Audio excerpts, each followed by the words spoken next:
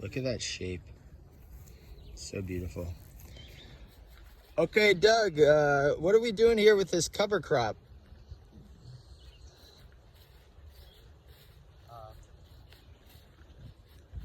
Well, we're sacrificing it to feed the soil. So when was this planted?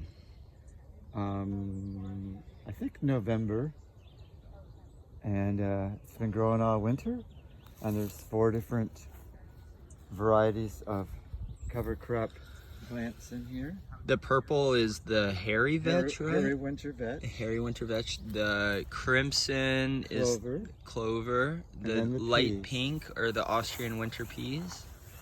And then the tall grass is rye. With the fuzzy tops is rye.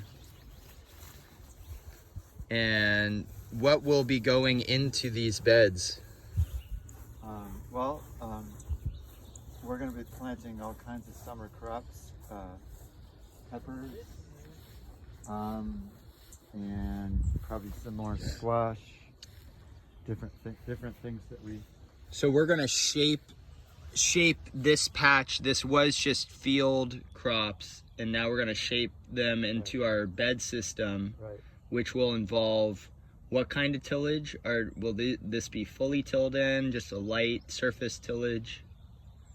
Well, right now it gets completely demolished, chopped up by the mower, and then tilled in to the soil.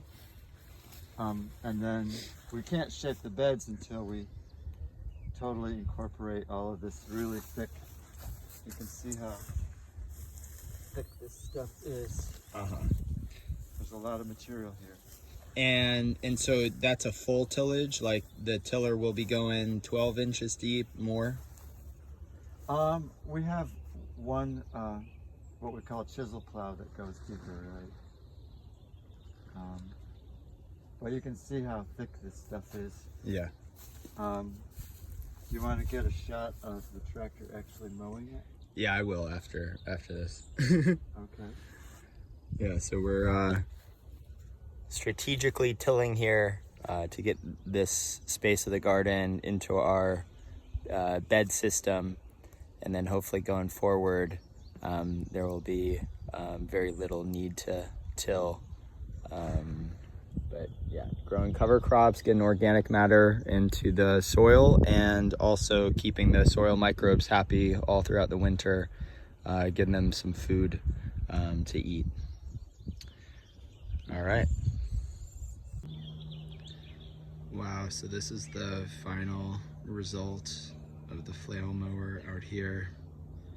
Shout out to Goni for repairing the tractor implement. This stuff will be tilled in so that we can shape these beds into our bed system. Yeah, and hopefully as the months go by and the years go by, we're continuing to minimize and working towards totally eliminating tillage from the growing spaces out here. Yeah, there's it's a whole big conversation when it comes to tillage and when can it be appropriate. In general, moving away from that and letting the soil life just be undisturbed, generally a best practice. But when it comes to growing food for the market and for many households, questions come up of like efficiency and convenience and working with land, partnering with land that has already been neglected and disrupted, and how do we support the land getting back on course to ecological vitality. And tillage can be used in somewhat beneficial ways. So come out here and ask good questions, and thank you for all the support, and we'll chat soon.